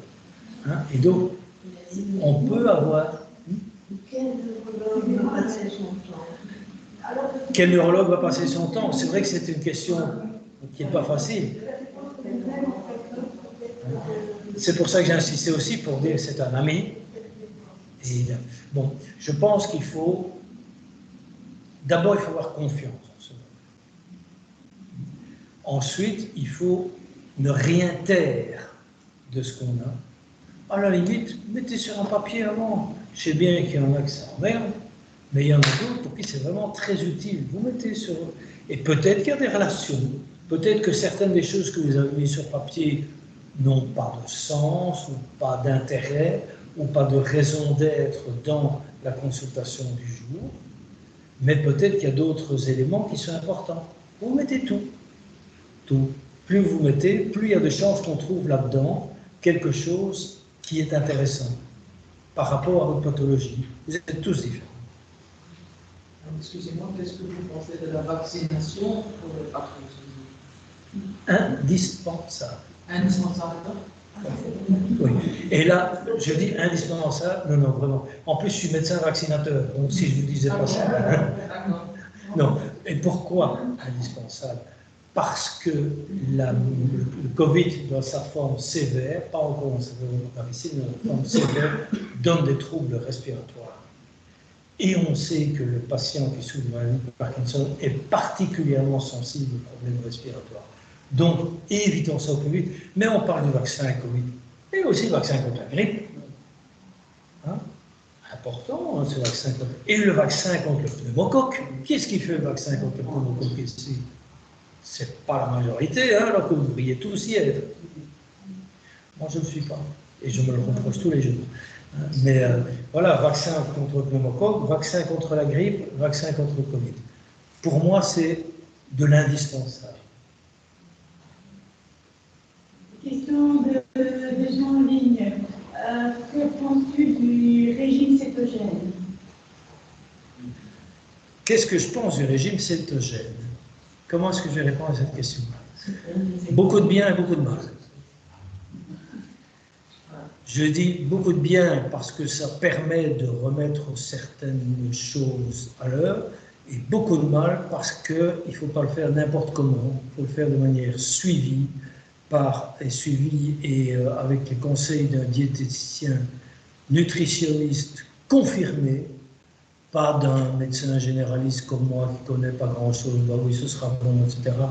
Pas non plus d'un gastro qui s'en fout, pas d'un diabétologue, non. Il faut vraiment un diététicien, un nutritionniste qui ait une réelle connaissance de ça. Première réponse que je donne. La deuxième, le régime cétogène. C'est bon et c'est mauvais. J'évite de dire c'est bon. À partir du moment où ce n'est pas pris trop longtemps, alors 3, 4, 5 jours, enfin, voilà. Mais bon, c'est une opinion, j'en connais pas beaucoup plus, mais la littérature n'est pas très enthousiaste par rapport au régime cétogène. C'est tout ce que je peux dire. C'est parce que dernièrement, sur Internet, on voyait beaucoup d'articles sur ce sujet-là. Et c'est un fait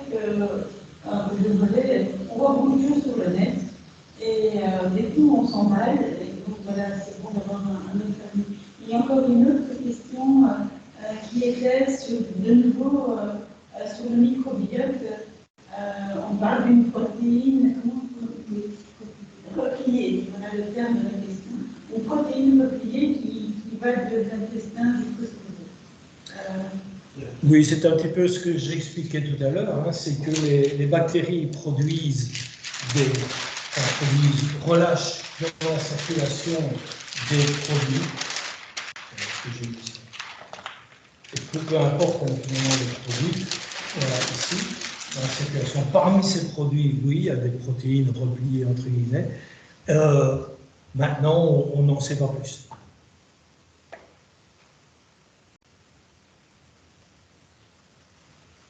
Oui. On peut espérer dans l'avenir, M.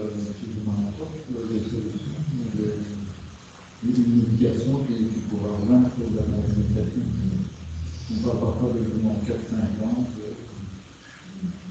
Est-ce qu'on peut espérer guérir un jour la maladie de Parkinson? Ma réponse est franchement oui. Franchement oui. Mais vous dire quand, je ne suis pas certain que moi je verrai le traitement qui guérit la maladie de Parkinson. Cela dit, il y a pas mal d'espoir qui est mis actuellement dans une technique qui est ce qu'on appelle la thérapie génique. Donc je vous rappelle le dessin que je vous ai fait tout à l'heure ici, de la cellule. Dans la cellule, il y a 99% de matériel génétique et 1% qui provient de l'environnement. La thérapie génique permet finalement d'être finalement par l'extérieur, ce 1% qui permet de remettre l'ADN en place. Ça peut être aussi ce 1% qui va aider. Et par la thérapie génique, on a déjà guéri, je dis bien guéri, des maladies, et notamment des maladies gravissimes, maladies rares, orphelines, etc. Donc, c'est une des possibilités. Il y en a beaucoup d'autres. La recherche est assez active dans ce domaine-là, et la seule chose que je peux dire de manière certaine, c'est qu'on guérit des souris. Mais vous n'êtes pas des souris. Mais vous ne trouvez pas qu'on a mis très longtemps avant de chercher une solution pour la maladie. On a mis très longtemps avant de chercher la maladie de Parkinson. Oui et non. Vous me direz que je dis souvent oui et non. Oui et non. Je dis non. En fait, la maladie de Parkinson, elle est connue depuis James Parkinson. Elle était déjà connue bien avant, parce que quand on regarde la littérature, mais pas la littérature médicale, alors la littérature, déjà dans Sophocle, grec, Sophocle a décrit une maladie de Parkinson de manière fabuleuse. On ne savait pas ce que c'était. Tout le monde raillait ce pauvre monsieur. Enfin voilà. C'est James Parkinson qui, le premier, a mis ensemble toutes les pièces et a dit ça, c'est une maladie et qui est unitaire. Et donc, pendant très longtemps, je dirais jusqu'au milieu du siècle passé, jusqu'en 1950, eh bien, on s'est contenté d'observer, sans aller plus loin. Mais on n'avait pas le matos, on n'avait pas le matériel pour aller plus loin. Et il faut bien se dire aussi que quel est le meilleur moyen de connaître une maladie? C'est d'aller prendre un peu de l'organe au moment où il fonctionne. Vous accepteriez de donner votre cerveau en vivant? Donc, on ne peut observer le cerveau et ce qui se passe dedans que de manière indirecte, et on parlait du DAT scan tout à l'heure, ou quand vous serez entre quatre planches. Si vous donnez votre cerveau, si vous donnez votre corps, est-ce qu'on peut... Oui. Mais non, j'ai repris, parce que si on donne le corps, parce qu'il ne faut pas oublier toutes les connexions de la maladie de Parkinson avec ce n'est pas que une maladie du cerveau, ce n'est pas que. Et c'est pour ça que je me suis permis de te reprendre. Enfin, voilà. Donc, la recherche maintenant est de plus en plus, elle s'emballe un petit peu, non, elle s'est emballée jusqu'il y a quelque temps ici, parce que malheureusement, ou heureusement, c'est selon, chacun son opinion, il y a des défenseurs de la cause animale qui ont dit « fini, terminé, plus d'expérience sur la souris ». Eh bien, l'expérience sur la souris. Donc on fait sur quoi? Sur l'homme? Enfin voilà, chaque médaille a son revers. Je ne suis pas contre ceux qui défendent la cause animale. Je ne suis pas vraiment pour, je ne suis pas contre non plus. Et alors qu'est-ce qu'on a fait? Après, on a essayé de trouver d'autres animaux qui sont aussi des animaux, donc le même principe se défend. L'animal qui a fait le plus grand buzz dans le domaine de la médecine, c'est le poisson zèbre, zébrafish. Pourquoi? Parce que certaines de ces cellules sont très proches des nôtres. Mais il y a des organes qui n'ont pas. Donc, comment réagir? Et pour l'instant, les progrès principaux de la recherche, c'est d'établir des modèles mathématiques, d'une part, ou des modèles physiques de chacun des organes. Au départ, de cellules souches. On prend un peu de sang du nouveau-né, et on se dit, ah, on va transformer ça en un estomac. Et puis, oui, ça devient un estomac, mais un estomac de laboratoire. Ce n'est pas un estomac qui cause avec votre anus, hein, ni avec votre œsophage. C'est un estomac. Enfin, la recherche progresse, et alors on commence à mieux connaître les mécanismes sous-jacents. Oui, je vous écoute tout de suite, madame.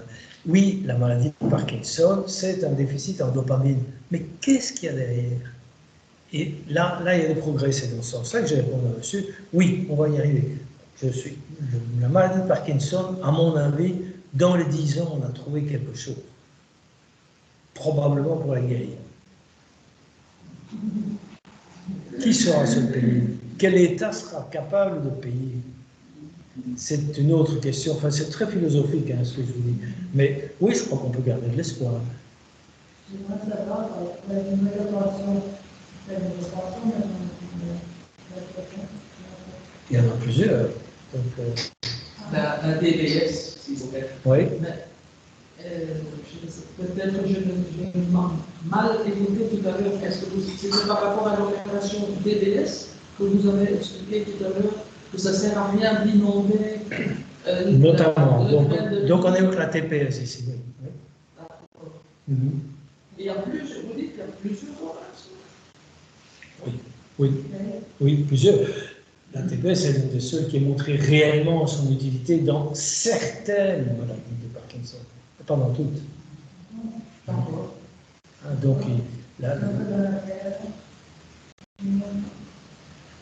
là, c'est à votre neurologue, vous devez poser la question, savoir si vous entrez dans les critères ou pas, parce qu'il y a des critères très précis aussi qui sont définis par les autorités de santé. On est malheureusement dans un système où la solidarité fait qu'il y a des enveloppes, et ces enveloppes, elles ne sont pas extensibles. Donc, il y a des critères qui ont été définis par rapport à certains types de Parkinson et d'autres critères pour cette chirurgie.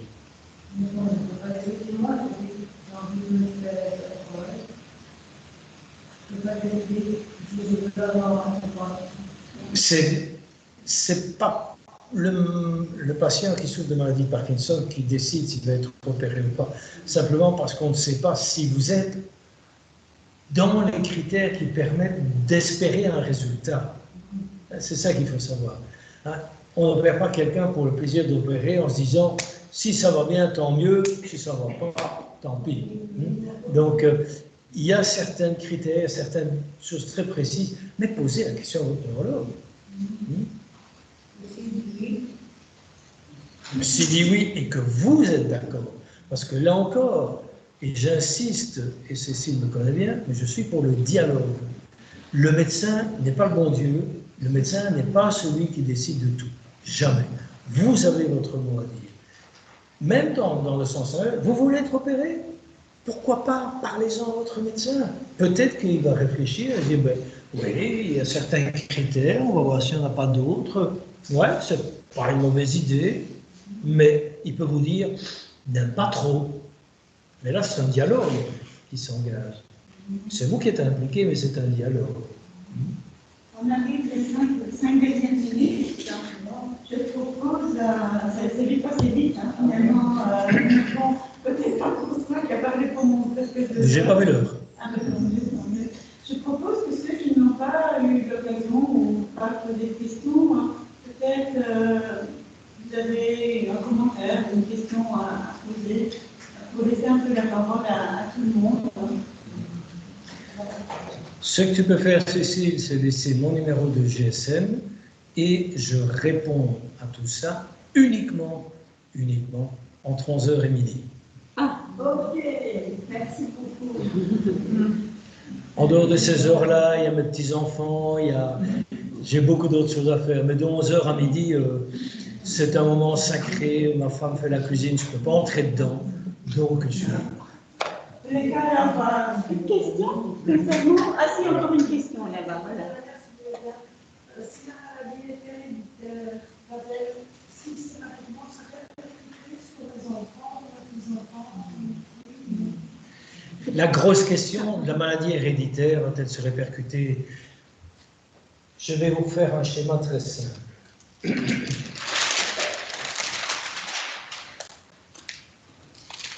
Le tableau de Mendel, je ne sais pas si vous connaissez, les lois mendéliennes.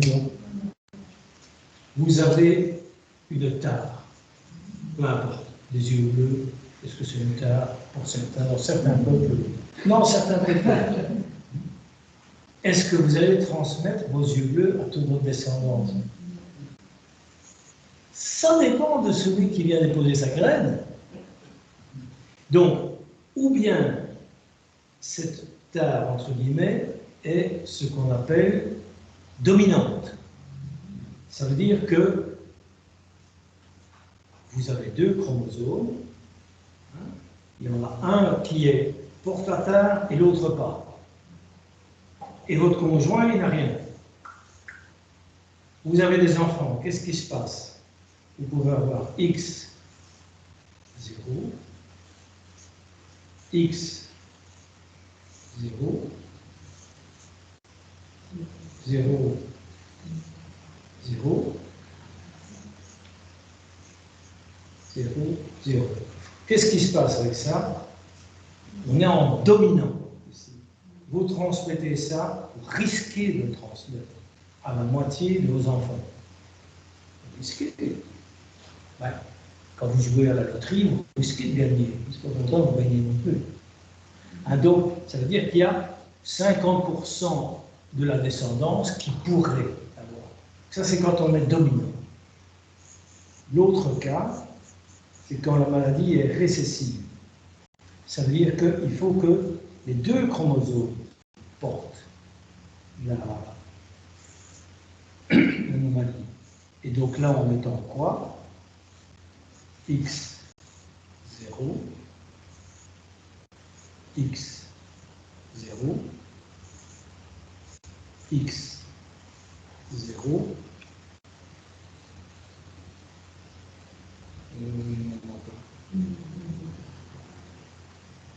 voilà. X, 0. Récessive, et votre conjoint n'a rien. Eh bien, personne de votre descendance ne peut l'avoir. Puisque personne n'est XX. Y a-t-il des tests pour le définir? Oui, ça existe. Ça coûte cher, certains cas remboursés, mais ça vaut la peine. Et alors, pour continuer avec mon schéma ici, vous avez la tare récessive de XX. Votre conjoint, il est le fils de, donc il est X0. Il n'a pas la tare, mais il est en partie porteur quand même. Donc, les descendants ils peuvent être X, X ou X, 0 ou X, X, X, 0. La moitié. Je ne sais pas si vous avez compris, le risque, c'est encore plus compliqué que ça. Mais ça, j'essaie de faire simple. Parce qu'il y a aussi ce qu'on appelle la pénétrance de l'anomalie. C'est-à-dire la force qu'a une anomalie par rapport à l'absence d'anomalie. Donc, ici, je suis parti du fait que c'est 100% de pénétrance. En quelque sorte, si on veut. Mais si je suis parti du fait qu'on est à 100%, ben, si on était à 78%, il n'y a pas de ben, il y aurait 78%, de 50%, de 34% qui pourraient avoir... et tout ça peut être défini par la génétique. Alors, la question qui se pose, c'est j'ai une maladie de Parkinson héréditaire. Héréditaire, encore que ce soit prouvé que c'est héréditaire. Et comment on le prouve? C'est maintenant, a posteriori, c'est en remontant dans votre arbre généalogique. Si vous avez une maladie de Parkinson héréditaire, ça vaut la peine de faire le test par les descendants de la première génération. La deuxième, il n'en ferait que s'il y a un descendant de la première qui est... Il y a 8 instituts de génétique en Belgique, un dans chaque université et un à Charleroi. Voilà. Mais il y en a un dans chaque centre. Là aussi, posez la question à votre neurologue. Hein. Et en plus, pour votre neurologue, ça peut être intéressant sur le plan intellectuel. Et je reviens, et je vais peut-être terminer là-dessus, sur ce que je disais tout à l'heure, ne cachez rien, même ce qui vous paraît anodin, et même si ça a l'air de l'énerver. On s'en fout qu'il soit énervé. On s'en fout, c'est son problème, c'est pas l'autre. Quel est l'intérêt de diagnostiquer? Non. Si on fait un test, quel est l'intérêt pour l'enfant de savoir Je reviens. Je reviens ici. Donc, très tôt, d'abord, chercher de manière très attentive la présence de symptômes très très fins. Petit défaut mimique, petit déficit de la marche, ou n'importe. Pour pouvoir traiter tout de suite alors. Là, je suis dans le curatif. Préventif, c'est pas encore. Mais, ce qu'on peut faire, si l'enfant est à risque, et quand je dis à risque, ça ne veut pas dire qu'il va l'avoir. Si l'enfant est à risque, c'est de travailler très tôt chez lui ces 3 points, de manière à ce que les interactions entre les 3 chambres de votre grainerie se fassent très vite et que donc il y ait beaucoup de circulation d'informations. Voilà, pour répondre à ta question. Merci. Encore une question? Oui. On peut faire des heures. Donc, donc vous avez entendu parler du traitement naturel moléculaire que M. Van der Leyen. J'en ai entendu parler, effectivement, mais je n'ai pas d'opinion parce que je ne le connais pas bien. Je ne connais pas bien le stage Jean-Émile Van der Leyen que vous voulez poser la question.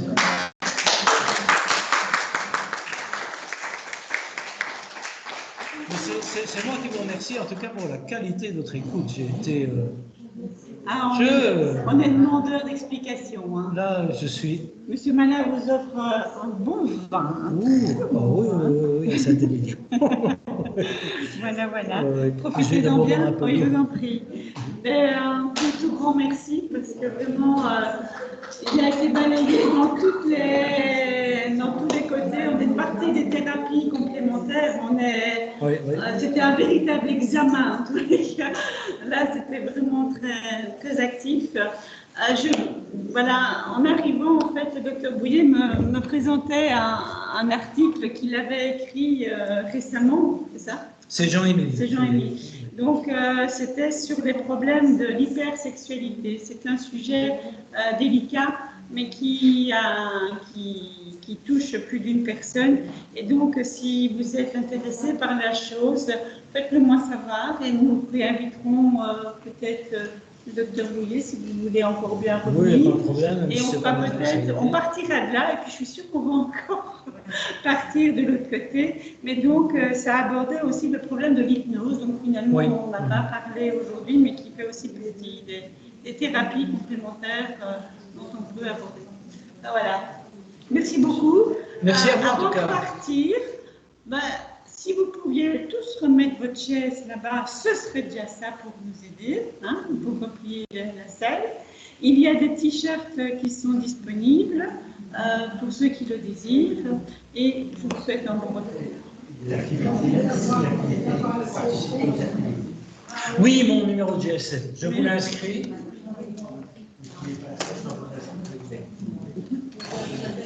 Et oui.